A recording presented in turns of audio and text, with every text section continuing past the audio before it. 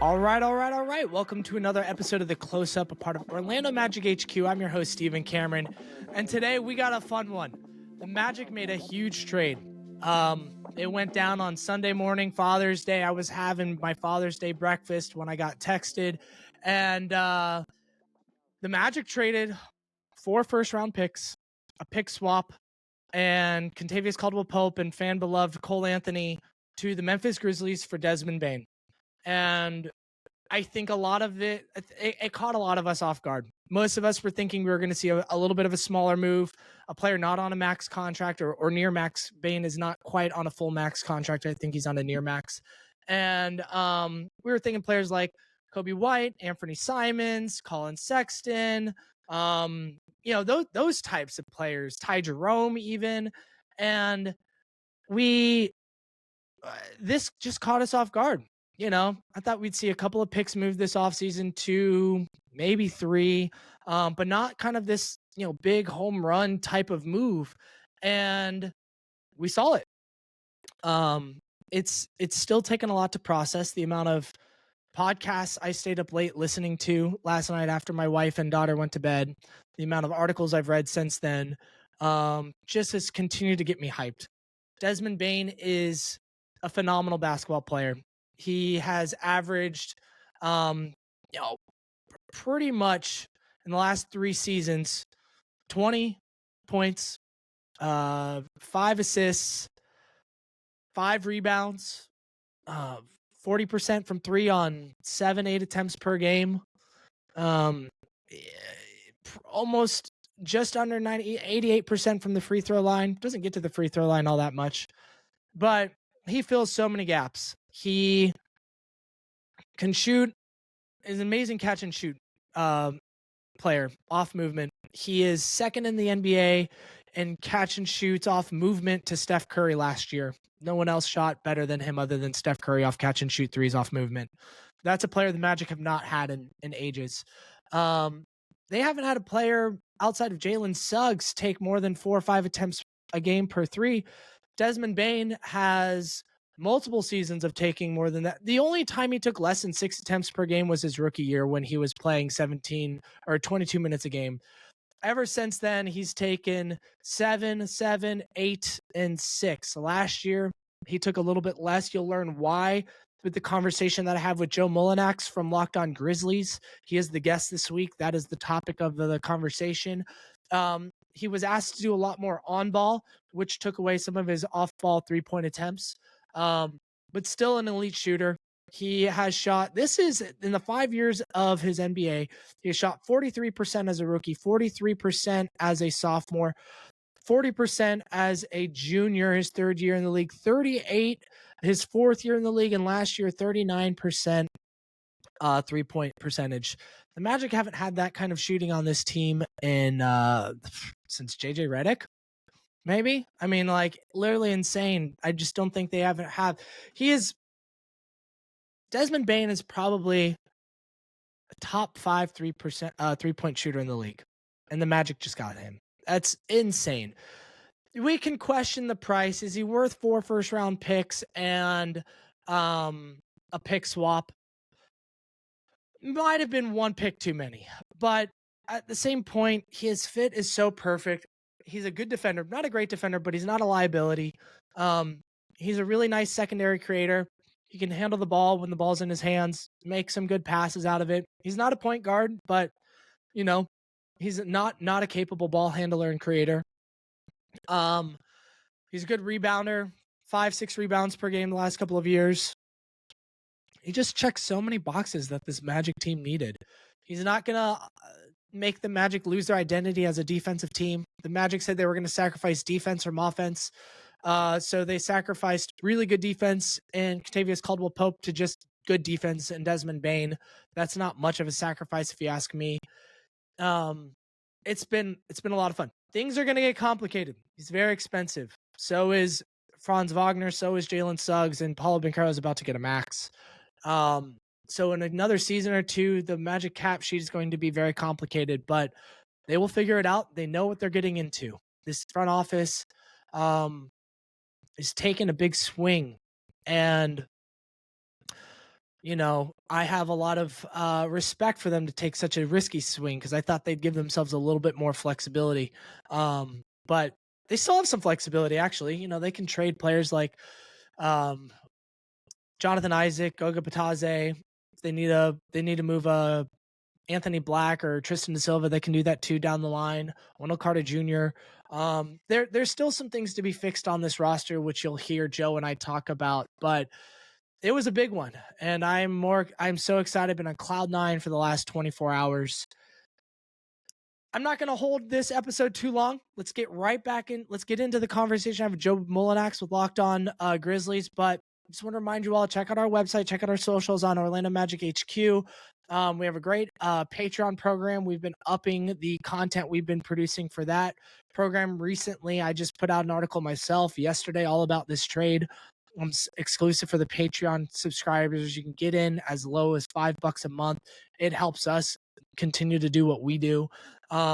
Check that out. Links in the description below.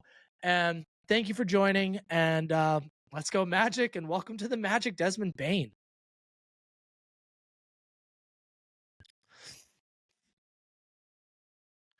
All right, Magic fans, like I said, we got Joe Mullenex on the show from Locked On Grizzlies, and the contributor for Grizzlies Lead. Joe, sorry, I just called you Locked On Magic. I'm so used to having our friend Philip on the show, he's a regular guest over here. Mm-hmm. But Locked On Grizzlies. Joe, how you doing this morning? It's been about 24 hours since we've had a huge trade. Yeah, I'm doing okay. I subscribe to the Tom Ziller Patreon or Substack, whatever he's on now. I know it converted, and he wrote about how you can't call this a blockbuster trade. It has to be a Hollywood video trade, which hit me right in my 38-year-old feels, longing for the yesteryear that was Hollywood video. But no, I'm feeling surprisingly good considering the Grizzlies just probably traded my favorite non-grit and grind member of the franchise in Desmond Bane. He's a remarkable player and an even better person. And, that's something that Magic fans should be excited about. They're getting a really good guy in Dez. I want to circle back for a second. You said Hollywood video. I don't think most people, like half my audience, will know what that is. You and I, 75% at this point. You and I are old enough to know and have been there, but yeah, it's if generations that don't know what that is, just it's kind of like Blockbuster, but like a step down, but still a lot of good memories. Mm. Yeah, that's exactly right. Joe, so you and I, we were hanging out on a Sunday morning, enjoying our days. It was Father's Day. It was Father's Day, which was exciting. I'm having breakfast. My friend just goes, "Wow, someone just started a X Spaces right away." And I'm like, what are you talking about? I'm confused. So I just go and hop online and see the Magic have traded for Desmond Bane, and they sent Kentavious Caldwell-Pope, Cole Anthony, 4 first-round picks, and a pick swap. When you heard that news come through, what was the first thing that came to your mind? I wanted to make sure that it was real, right? Obviously, sure. After the Luka trade, I've certainly doubled down on that, making sure it was from the actual shams on X. And it was. And I think that my first thought was that's a lot for Desmond Bane. And obviously, the details of the first-round picks come out afterwards. The Magic don't plan on being bad over these next few years, of course. So the value of those matters, obviously. But I do think that my first instinct was that that's something that Memphis had to accept. Sure. Even if you buy into the idea that the Grizzlies were trying to trade Bain, which I don't buy into that. I truly believe that of the 3, Ja Morant, Jaren Jackson Jr., and Dez, that Bain was the most likely to be traded. But I also don't subscribe to the fact that they were shopping him around. We would have heard more about that. There would have been more of a connective tissue in terms of others saying, watch out for Bain being on the trading block. I think that could have happened closer to the trade deadline if the team was not so good again. Sure. But I don't believe that they were actively shopping him. And the reports have come out in Memphis that Bain was not expecting to be traded. He was told in the last, the 24 hours leading up to the trade. It wasn't a surprise to him necessarily. He didn't find out from Shams. That's But good. at the same time, it was not something that he was expecting to occur. So while this was always possible, anything's possible in this post-Luka trade world, it wasn't expected. And I thought it was a lot. I didn't hate the player haul. It makes sense from a roster building standpoint in this new CBA era that you want to be in a spot where you have those 2 max contracts and you kind of build around those 2 guys. And that's, I think, a step that the Grizzlies took. They split the Bain money across 2 contracts. I would be okay with Cole Anthony being on the roster in October, but I think it's pretty likely he won't be on the roster in October. And it can be another piece for them to keep building the roster around Ja and Jaren moving forward. So my first instinct, that's a lot for Dez. And then almost immediately after that, I was sad because I really like Desmond Bane a lot. And like I said, he's my favorite non-grit and grind era, Marc Gasol, Mike Conley, those kinds of guys.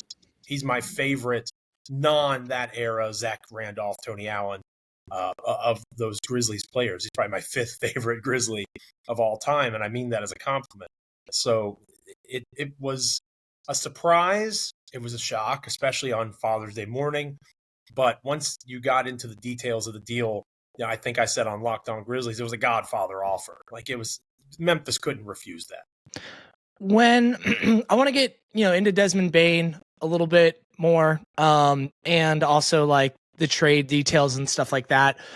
But before we get into that, Joe, what's going on with Memphis to make them make a move like this outside of it just being a Godfather type of offer, right? Like, we know they had some issues with, some player health in the last couple of years and player availability, but at the same point, we've seen the core of Bain, Ja, and Jaren Jackson Jr. have some pretty good success, and obviously, like, some things have changed last year. They changed their head coach and they're making some changes, but this still feels like a bit of a shock to make that drastic of a move. What, as a Magic fan, what am I missing here?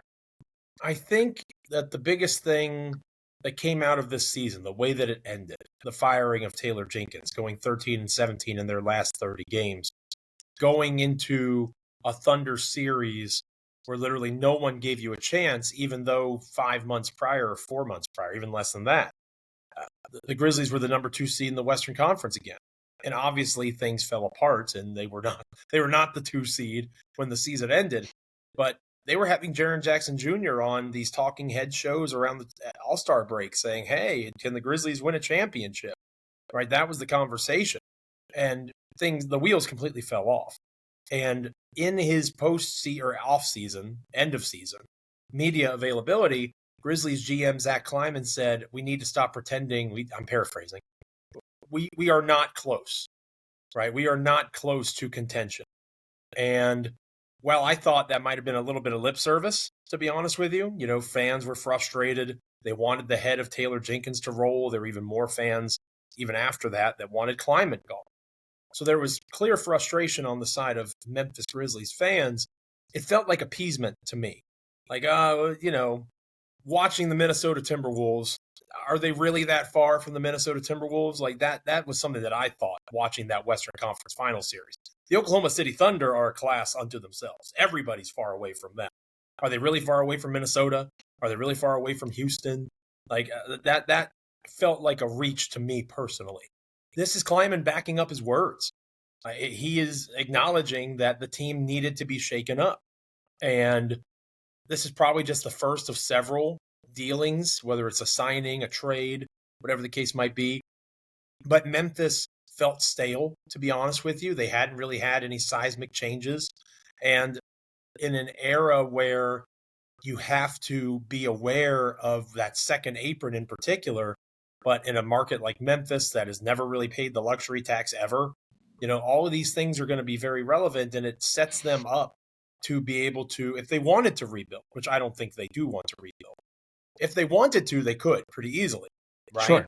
If they want to re-sign Jaren Jackson Jr. and renegotiate and extend and build around Ja and Jaren, they can very easily now. Like, that's very simple for them. If they want to be a part of the Kevin Durant sweepstakes, no reports suggest that they are. But again, there were no reports suggesting that Desmond Bane was on the table. So the fact that there aren't rumors out there doesn't mean that these things aren't possible. If they want Kevin Durant, if they want Giannis, if they want to be in those conversations, that is now much realistic than it was 48 hours ago. So I'm not saying they're going to do any of those things. I'm saying that the maneuverability of the franchise is in a much better place than it was, because as great as Dez is, now Orlando is on the hook for 4 years, 160-some million dollars, and eventually it's going to be Orlando's problem to have to figure out. Sure. The Grizzlies are kicking that can and saying the Magic think they can contend this coming season, which I agree with. The Magic are betting on that, and they'll worry about all the money stuff in a couple of years when it actually becomes a problem. What do you think is next for the Memphis Grizzlies? I know there's a lot of, I mean, you touched on a few things, right? Like, if they wanted to rebuild, they could. It definitely gives that, but I don't think that's what they're going to do either. But I obviously don't know the team like you do. Mm-hmm. We know there's likely a restructuring of Jaren Jackson Jr.'s contract coming up. But is this more like, let's see what happens with what we have now? Or do you still think there's moves to come this offseason to continue to reshape this roster? I'm of the mindset that the Orlando Magic called and said, hey, what's going on with Desmond Bane? And the Grizzlies like, no, we're not interested. I get it for you guys, but no. And they said, well, what if we do this? And the Grizzlies like, oh, that's actually not bad, but no, still no. And the Magic said, okay, well, what about this? And eventually they kept making offers to where Memphis had to say, okay, fine. Yes, we will trade Desmond Bane for that package. That is a very fair package. Even better than fair. Yeah. Is it possible that they do that for Jaren Jackson Jr. and John Morant? Yeah, I think that's possible. Is it probable? No. Because I don't think that an OKC-esque rebuild, a process-type rebuild, would do well in Memphis, Tennessee. It's more like Indiana, in where you want to do your best to be competitive. Now, John, Jaren, knock on wood, get hurt in November, and now it's time to tank. Memphis is a smart enough basketball town that they'll get that. But if you go into the season saying we're going to be bad, FedEx Forum, where the Grizzlies play, will be empty every night. And sure, a team that already doesn't make a ton of money, if any, is not going to make any money at all. So I think that they are going to retool around Ja and Jaren. I think that they see Jalen Wells as a two-guard moving forward, a bigger two-guard than what Desmond Bane is. And one of the flaws of Bane, and I know we'll talk more about him, he's a try-hard defensively. Like, he's going to give you everything he has.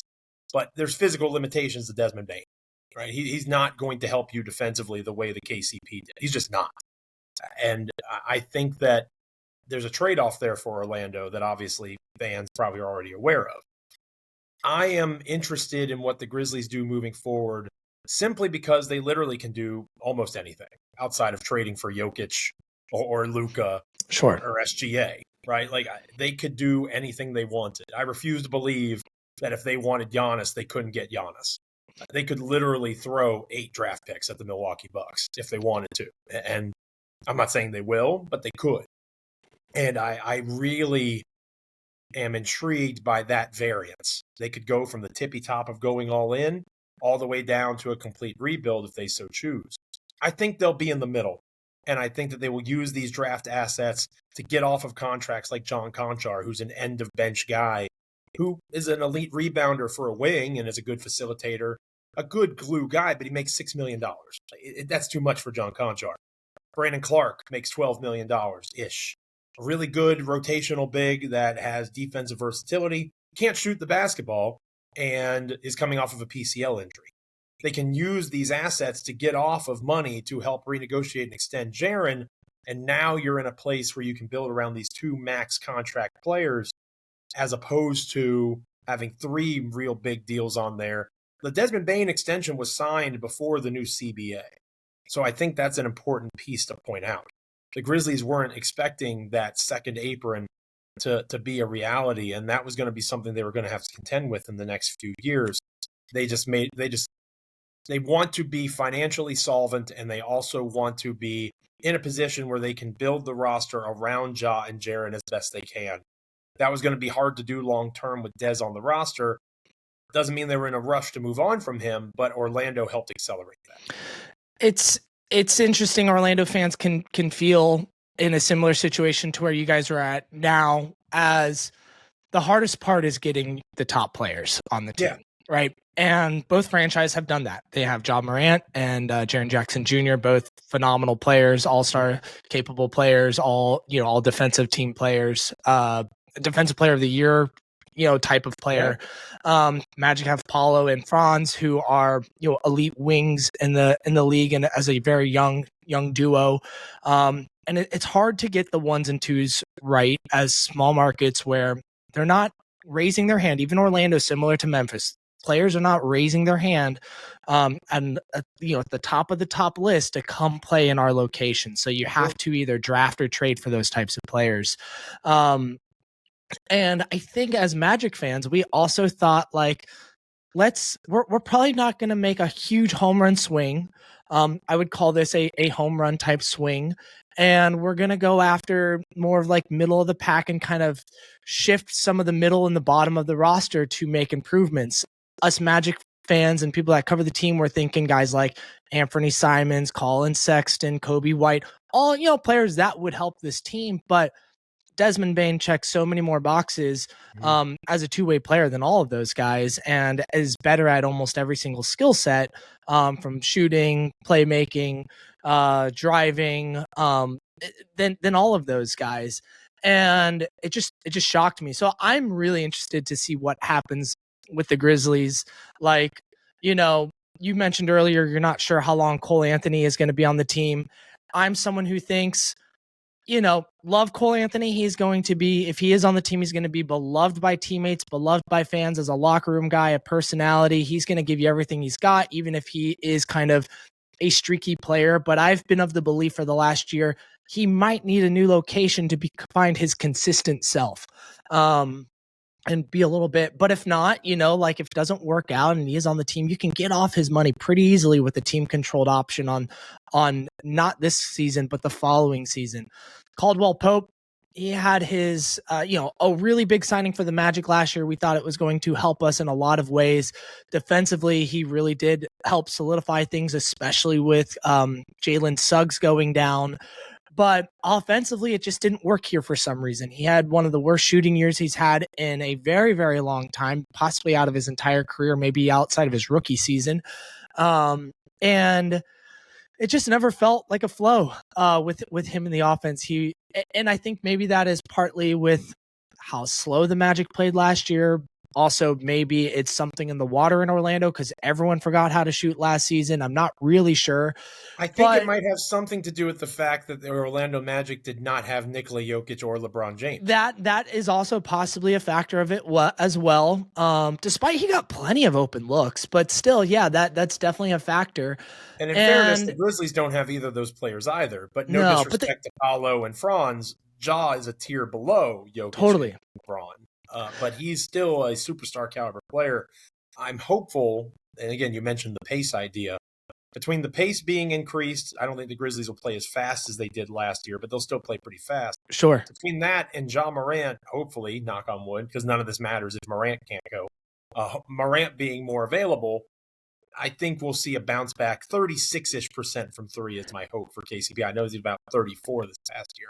A bit of a bounce back year, and 36 would be good enough, at least in my mind, considering what Caldwell Pope brings defensive. I think you'll get that. I've been someone who most people that cover and follow and follow the Magic really were disappointed with him this year.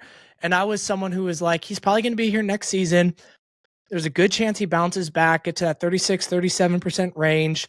It's still going to be low volume. He's always been a 4 or 5 attempt per game guy, his whole year or his whole career. But I was someone who was like, it will get fixed. He will find his rhythm. This is a one-off. But it was to the point where he wasn't even living anywhere close to the $22 million per year he was earning. So it's going to be, I'm interested to see what happens over there. Cause he was beloved in Orlando even for a short time with his teammates and locker room, and brings a lot of like, you know, mental stability and experience. He was often coaching up players on the sidelines. You know, anytime he was brought up by another player in a media session, they had nothing but really high praise to say about him and kind of what he's brought to this team. So it'll be interesting. But again, we're getting a player in Bain that fits so many areas that this Magic team needs, that it makes sense to lose, you know, one of the biggest free agent signings you've had in a decade, for a trade like this. Right. The first round picks, in my opinion, if we're talking value of this trade, like, is probably, like, in my opinion, Bane's probably worth one less. But at the same point, you're not exactly sending positive contracts to the Memphis Grizzlies from a Magic perspective. You probably got to sweeten that up with an extra pick. The Magic didn't include any of their really good young players. You know, Anthony Black did not get returned in the deal. Tristan Da Silva, who the Magic are really high on, and I think a lot of people around the league see as a really nice potential rotation player, did not get dealt in this deal. And so I think that's where you see the extra pick come through. Sorry, go ahead. No, I'm sorry. With Edey missing about the first 15 or so games of the regular season coming up due to his ankle surgery, you know, no Wendell Carter Jr., no Goga, right? Like none of those bigs that the Magic and the Grizzlies have always, at least on Locked On Grizzlies. Totally. You know, to Michael Cole, my co-host, and I always look at Orlando and like, oh, they got a few centers over there. You know, we haven't really seen any of that either. So obviously, I think you're right that the pick was necessary because Orlando likely, and understandably, because those are young players under cost-controlled contracts, they didn't want to part with those guys because they're taking on Desmond Bane, and they're eventually going to have to pay Paolo. And now you have Suggs, Banchero, Wagner, and Bain all on these big contracts, and you're going to have smaller deals around them just to make it financially make sense. So that makes sense that they would do that, and you counteract that with the extra draft pick. I think you're right. It's about one too many. The Phoenix Suns won in 2026, which obviously is complicated in part because of a pick that the Grizzlies already have the control the rights to. The long and short of it is Memphis basically will get the better of the Phoenix and Wizards pick if both teams are bad. It's the worst of the two picks. They would get, it would be a lottery pick. That's what they're hopefully going for. Yeah. And, that, you know, would be wonderful.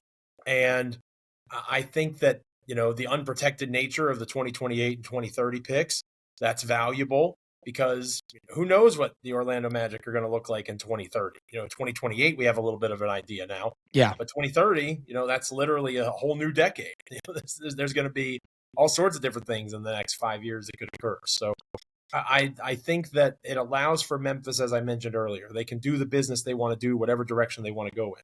They have more capacity now. It's certainly not what the Thunder have, but they have more of a treasure trove to be able to move off of contracts, move up in drafts. If there's somebody in this draft that the Grizzlies really like and they want to try to get up to, you know, 8 or 9 as opposed to being 16, they can do that. So I think that it is something for Orlando. They made the conscious choice. They see a path in the Eastern Conference, as well they should. Jason Tatum's injury, Cleveland is very clearly not ready to be what everybody thought they were, at least postseason-wise. The Pacers going on this run. As cool as it is to watch the Indiana Pacers play, I love Caitlin Cooper, and checking out all her work all the time on the national stage is fantastic. I don't think anybody watches the Pacers and Halliburton make 5 game-winning shots or game-tying shots, whatever the number is, in one postseason and say, oh, yeah, the Pacers, they're for sure going to stick around. Like, it's almost like there's more urgency for Indiana because of the miracle nature of the run. So between Damian Lillard being injured, obviously Jason Tatum on the Celtics, Lillard on the Bucks, Orlando has a lane to win the Eastern Conference. Like, it's there. And they're going. And I think that makes all the sense in the world for the Magic. And they saw Bain as a perfect fit, which, given how Orlando's offense struggled last year, Bain checks all the boxes that Orlando needs. It probably was the best, most realistic guy they could get. And they went all in, essentially, or pretty close to all in. And I'm interested to see how Bain fits in Orlando because the offense is such a clean, picture-perfect alignment with what Bain brings to the table. My only concern for the Magic is the point guard position. Like the Magic clearly believe in Jalen Suggs in that spot. That's a bold strategy because Bain as a primary facilitator, if you're bringing him into Orlando and thinking, oh, this guy played some point guard for the Grizzlies, he could, not so much. Like that's one of the reasons his numbers have been down the last year or two, is he was asked to do too much of that for the Grizzlies. If you're bringing him in to be the catch and shoot 3-point shooter that only Steph Curry and Klay Thompson are better than, then you're going to love him. If you're going to expect him to be Suggsian even in terms of running the offense for extended periods, you're going to be disappointed. All right, Magic fans, that's going to wrap up part 1 of this conversation with Joe Mullenex of Locked On Grizzlies. Stay tuned for part 2 coming out later this week.